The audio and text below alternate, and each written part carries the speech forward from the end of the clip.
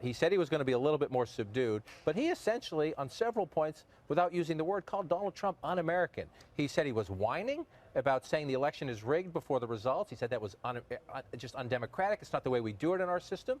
And he said he was essentially out of bounds against democratic values, Republican values, and American values when it comes to his handling of Vladimir Putin. It was a little more subdued, but I think he made his point. Yeah, I don't think it was particularly subtle, actually. And I think what you heard is a lot of different arguments that he's been making over time, all encapsulated into one place. I was struck by something that Obama said about the quit whining and essentially go make your case to the voters.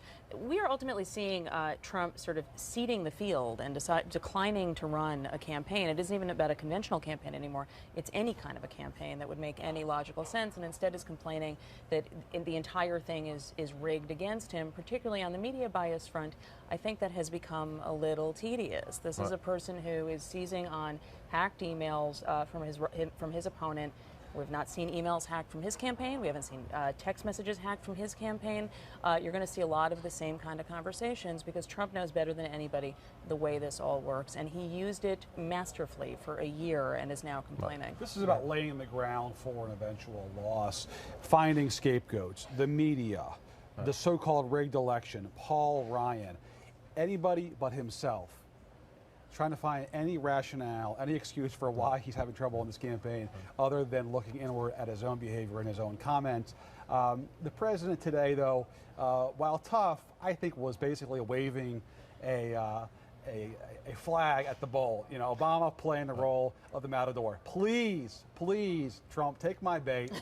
Come, you know, tangle with me for a couple of days, take your eye off the ball, and attack a sitting president who is now about 50% in the approval ratings, and stop going after Hillary. He's in the steps from the Oval Office there in the Rose Garden. It's a solemn place at the White House. Again, Renzi has been open in his support of Hillary Clinton. He didn't say much there about Trump. He said the people in Italy are more worried about November 8th than their own referendum coming up. But for the president, MJ, there's a debate tomorrow night. The president knows it. Twice he said he's whining. He also said that, you know, somebody who whines like that isn't strong enough, isn't a good enough leader to take this job, and pointed back at the White House. To Jonathan's point, he's trying to bait him. Yeah, and Hillary Clinton should really hope for one more state visit before Election Day. There is no person who can deliver this message that Trump simply isn't ready to be president than the current president. And I think there's something even more powerful, you know, forget the battleground states, when he's standing behind the podium, behind the seal, the president of the United States, in the Rose Garden, essentially saying this is a guy who's whining and behaving in a way that's completely unprecedented. I don't know that there's a better messenger and a better setting in which the president can make that case for Clinton. 93 days left. How important is the Obama factor? Oh, it's hugely important. 93 days in his presidency, only 21 to the election. It depends on which Obama you're talking about, right? The Michelle Obama, extremely important on the campaign trail. But no, President Obama, I think, makes an interesting point. I mean, MJ is exactly right.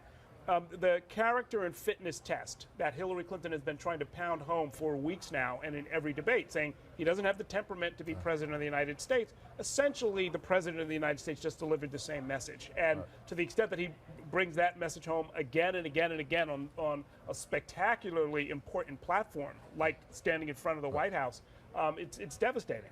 To the media bias argument you made, that's Donald Trump's voice on that Access Hollywood tape that has turned the campaign in many ways. That's his voice. No media person created his voice there. To the point the president was making about Trump whining, the campaign has turned since that tape came out. Some other developments. Listen here. This is the sitting president of the United States. Again, he has 93 days left. He knows the election is 3 weeks from today. He knows Donald Trump's brand is strength and leadership. The president goes right at it. I have never seen in my lifetime or in modern political history any presidential candidate trying to discredit the elections and the election process before votes have even taken place. It's unprecedented. You start whining before the game's even over?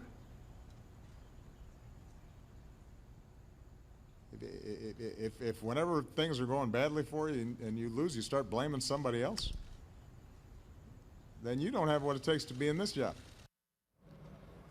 again, not subtle, to your point. But as we were talking about this while the president was speaking, he's mocking Trump and trying to bait Trump. But he's also going directly at the Republican Party because he's saying there's no evidence of this fraud. And some of you are supporting Donald Trump as he says our elections are rigged. You know, it's happening now, Donald Trump says. Frankly, that's just BS. It doesn't exist. There's no such proof. There's no facts to show that. Is there minor election fraud? Sure. 20 people voting here who shouldn't, 30 people voting there who shouldn't. But to change a presidential election? And the president was saying, you know, a lot of Republican governors and Secretary of States out there, Mr. Trump. Well, I mean, Jonathan and one of our colleagues, Alex Burns, made that very point over the weekend in a story. I think what you're starting to see is, and I heard concerns about this from Republican election lawyers when Trump first started doing this vote fraud claim in August, again, when he was at a low point in the polls.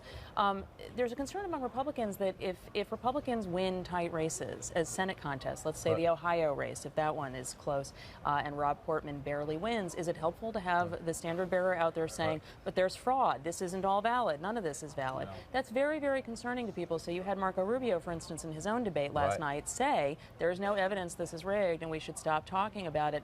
I think the question, and you're seeing Obama pushing on that, is whether he can cleave off more Republicans to further isolate Trump. Also very tough on Putin, essentially saying that, you know, Putin's invaded Georgia before I came into office. Then he's meddling in Ukraine.